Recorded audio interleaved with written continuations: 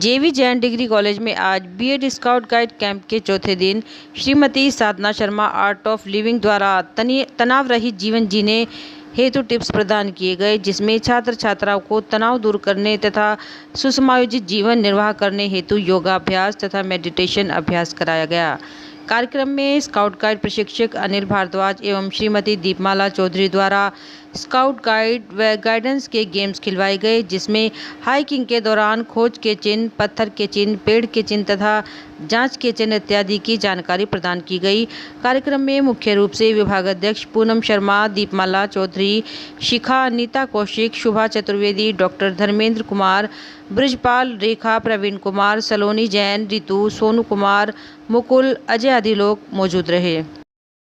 समाजवादी व्यापार सभा द्वारा आज प्रदेश अध्यक्ष नगर विधायक संजय गर्ग के नेतृत्व में जिलाधिकारी कार्यालय पर प्रदर्शन किया गया और महामहिम राज्यपाल के नाम एक ज्ञापन जिलाधिकारी को सौंपा गया। उनकी मांग थी कि कानपुर में 30 वर्षीय व्यापारी मनीष गुप्ता व उसके 2 साथियों के साथ पुलिस द्वारा घर में घुसकर मारपीट की गई, जिसमें मनीष गुप्ता की मौके पर मौत हो गई और उनके साथियों के जबरदस्त चोटें आईं। उनका कहना था कि पुलिस जांच के नाम पर आम आदमियों का उत्पीड़न बंद करे और मृतक मनीष गुप्ता के परिवार को 1 करोड़ रुपया व सरकारी नौकरी मिले, क्योंकि उसके छोटे छोटे बच्चे हैं, तथा पुलिस के खिलाफ सख्त कार्रवाई की जाए। ज्ञापन देने वालों में हरपाल वर्मा, रतन यादव, शाहनवाज चांद, सौरभ बब्बर, गौरव गांधी, राहुल शर्मा, अनुज यादव, सोनू त्यागी, अनु जैन, मोहम्मद अकरम, राजकुमार, विश्वकर्मा आदि लोग मौजूद रहे। वर्तमान भारतीय जनता पार्टी की सरकार व्यापारियों को सुरक्षा देने में पूर्णतः नाकाम है। हमारे कानपुर के सम्मानित व्यापारी मात्र 36 वर्ष की आयु के आदरणीय मनीष गुप्ता जी गोरखपुर गए हुए थे और गोरखपुर में एक होटल में ठहरे हुए थे। होटल में छानबीन के नाम पर उनकी आइडेंटिटी चेक करने के लिए पुलिस वाले आए, जिसे उन्होंने दिखा दिया और उसके बाद बिना किसी बात के उनकी इतनी ज़्यादा पिटाई की गई कि उनका अस्पताल में ले जाकर वहाँ उनकी मृत्यु हो गई। उनकी पत्नी मीनाक्षी बहुत ही हताशा और निराशा की स्थिति में है। मात्र 4 साल का उनका लड़का है। डेड बॉडी अभी भी उनके घर पे रखी हुई है और उनका कहना है कि जब तक कि मुख्यमंत्री माफ़ी मांगने का काम नहीं करेंगे तब तक हम डेड बॉडी हटाने का काम नहीं करेंगे। हमारे राष्ट्रीय अध्यक्ष माननीय अखिलेश यादव जी भी कानपुर में है और तमाम इस तरह की घटनाएं रोज़मर्रा की घटनाएं हैं और इस तरह की घटनाओं से पूरे व्यापारी समुदाय में बहुत ही ज़्यादा आक्रोश है और वो दहशत की ज़िंदगी जी रहे हैं। मैं अभी 18 मंडलों में सम्मेलन कर आ रहा हूँ। सारा व्यापारी डरा हुआ है, सहजा हुआ है और वर्तमान सरकार की जो नीतियाँ पूरी तरह से कॉरपोरेट सेक्टर के हित में हैं, वो इस तरह की घटनाओं के आधार पर व्यापारी को और ज़्यादा आतंकित करने की कोशिश करने का काम कर रहे हैं। इन तमाम कृत्यों की हम कड़े शब्दों में निंदा करते हैं। हमारी मांग है कि हत्यारों को तुरंत गिरफ्तार किया जाए, इस मामले की न्यायिक जाँच की जाए और उनकी परिजन के रूप में उनकी पत्नी, जिनका पूरा जीवन पड़ा है, 4 साल का मात्र उनका बच्चा है, उसे 1 करोड़ रुपए का मुआवजा दिया जाए, इन्हें सरकारी नौकरी दी जाए। सहारनपुर में आज सर्किट हाउस सभागार में पंजाबी अकादमी की प्रेस वार्ता का आयोजन किया गया, जिसमें सिख समाज ने मुख्यमंत्री योगी आदित्यनाथ व प्रधानमंत्री नरेंद्र मोदी द्वारा सिख समाज के लिए किए गए कार्यों को बताने के लिए की गई।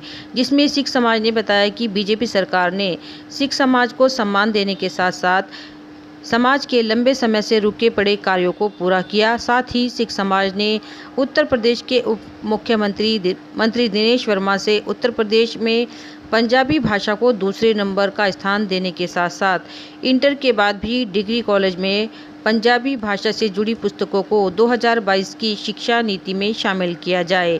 इसको लेकर पंजाबी भाषा के लिए मुख्यमंत्री पंजाबी समाज द्वारा तैयार किए गए ऐप को लॉन्च करने जा रहे हैं।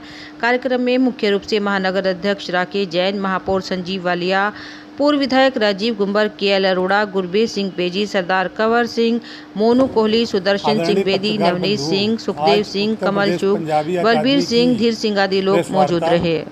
आयोजित हो रही है। हमारे साथ हमारे 2 माननीय सदस्य राजकुमार छाबड़ा जी, सुखदर्शन सिंह बेदी जी, हमारे मेयर साहब वालिया जी, गुंबर जी और तमाम हमारे पार्टी संगठन से जुड़े लोग। हम लोगों ने आज यहाँ प्रेस वार्ता जो उत्तर प्रदेश सरकार ने और केंद्र सरकार जेवी जैन कॉलेज सहारनपुर में छात्रों के द्वारा कॉलेज प्रोस्पेक्टर की फीस को लेकर धरने पर बैठे छात्रों ने मिलकर कॉलेज के प्रशासन के खिलाफ प्रदर्शन करते हुए मांग की कि प्रोस्पेक्टर्स की फीस कम की जाए और गरीब छात्रों को प्रोस्पेक्टर मुफ्त दिया जाए या फिर बिना प्रोस्पेक्टर के ही एडमिशन कराया जाए। इस मौके पर रजत कुमार सिंह खेड़ा, संस्थापक Bhagat Singh student union of India, Anshul Pawar Ahmedpur, Nitin Pawar Ahmedpur, Ravi Kumar ABVP अध्यक्ष जेवी जैन कॉलेज, अर्जुन पंडित, विशाल पवार, संदीप कुमार, शिवम रावल, दीपक कुमार, आदित्य पवार आदि छात्र मौजूद रहे। मेरा नाम रजत कुमार है और मैं इसमें जेवी जैन कॉलेज में एमए सेकेंड ईयर का छात्र हूँ। और आज जो सभी छात्रों ने मिलकर धरना प्रदर्शन किया है, यह कॉलेज की अवैध वसूली के खिलाफ किया है। जो कॉलेज प्रशासन ने बिल्कुल छात्रों के ऊपर जो अत्याचार करने का काम किया है। प्रोस्पेक्टर की फीस जो है लगभग 400 रुपये है। एक गरीब मजदूर किसान का बच्चा ये 400 रुपये कहाँ से देगा? तब कि जिन बच्चों का मेरिट में नाम आया है उनसे भी 400 रुपये वसूली किया जा रहा है। और आज हम सभी छात्र इसलिए यहाँ पर एकत्रित हुए हैं ताकि कॉलेज की इस मनमानी के खिलाफ आवाज़ उठा सके और जिन बच्चों का मेरिट में नाम है उनको निःशुल्क इसके प्रोस्पेक्टर के तहत एडमिशन दिया जाए। जो अवैध वसूली बंद करनी होगी। सहारनपुर रेलवे स्टेशन पर आरपीएफ जवान की मुस्तैदी ने एक यात्री को मौत के मुंह से बचाया। चलती ट्रेन में चढ़ने की कोशिश करने पर पैर फिसल गया, जिससे वह ट्रेन के साथ खिसकता चला गया। इसी दौरान आरपीएफ जवान की नज़र पड़ी तो उन्होंने जान की परवाह किए बिना यात्री की जान बचाई। गाड़ी संख्या 04673 Jaynagar Amritsar Saryu express platform number 5 पर स्टॉपेज के बाद ट्रेन रवाना हुई। ट्रेन के कोच में S6 सीट पर यात्री मूलचंद सामान लेने प्लेटफॉर्म पर उतरे हुए थे। जैसे ही उन्होंने देखा कि ट्रेन रवाना हो गई तो वह ट्रेन में चढ़ने की कोशिश करने लगे। इस दौरान उनका पैर फिसल गया और ट्रेन के साथ खिसकते चले गए। यात्री का आधा हिस्सा प्लेटफॉर्म और आधा ट्रेन के बीच में था। प्लेटफॉर्म पर खड़े यात्रियों ने शोर मचाया, जिसके बाद आरपीएफ के हेड कांस्टेबल जावेद खान ने मुस्तैदी दिखाते हुए दोनों हाथ बगल में देकर उसे ऊपर खींच लिया। इसके बाद ट्रेन रुक गई, जिससे यात्री को ज़्यादा चोटें नहीं आई। बाद में उसी ट्रेन से यात्री को भेज दिया गया। एक ट्रेन 4673 समय करीब 10:30 बजे प्लेटफॉर्म नंबर 5 पर रेलवे स्टेशन सहारनपुर पर आए थे और ये गाड़ी अपने निर्धारित ठहराव के बाद जैसे ही 10:40 पर चलने लगी तो एक व्यक्ति जो है उसमें चढ़ने लगा तो उसका पैर फिसल गया और वो प्लेटफॉर्म और गाड़ी के बीच रह गया। तो उसी दौरान हमारा जो स्टाफ था हवलदार जावेद खान और ड्यूटी पर मुस्तैद था, उसकी ड्यूटी प्लेटफॉर्म नंबर 5 पर ही लगाई गई थी।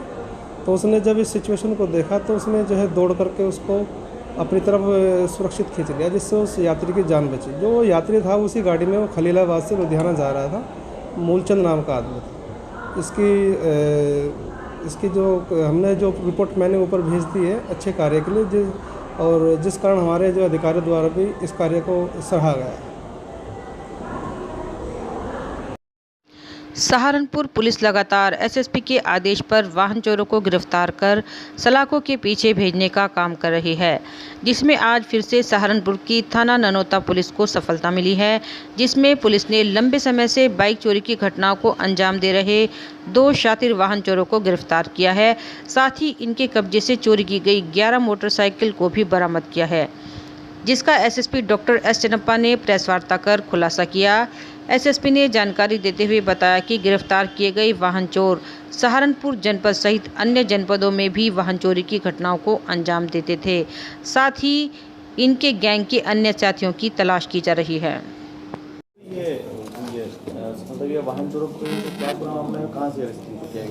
थानाध्यक्ष ननौता और उनकी टीम द्वारा 2 शातिर वाहन चोरों का गैंग पकड़ा गया है। ये अंतर जनपदीय गैंग है कि मोटरसाइकिल चोरी करते हैं।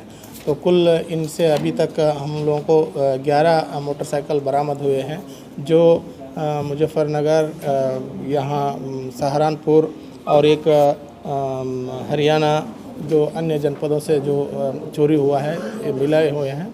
इनसे गहराई से पूछताछ चल रहे हैं और भी मतलब इनके सक्रिय जो इनके सदस्य कौन कौन हैं इससे पता करवा रहे हैं और इनको अभी माननीय न्यायालय के सामने पेश करके इनको जेल भेजा जा रहा है और भी इनके साथियों का तलाश जारी है।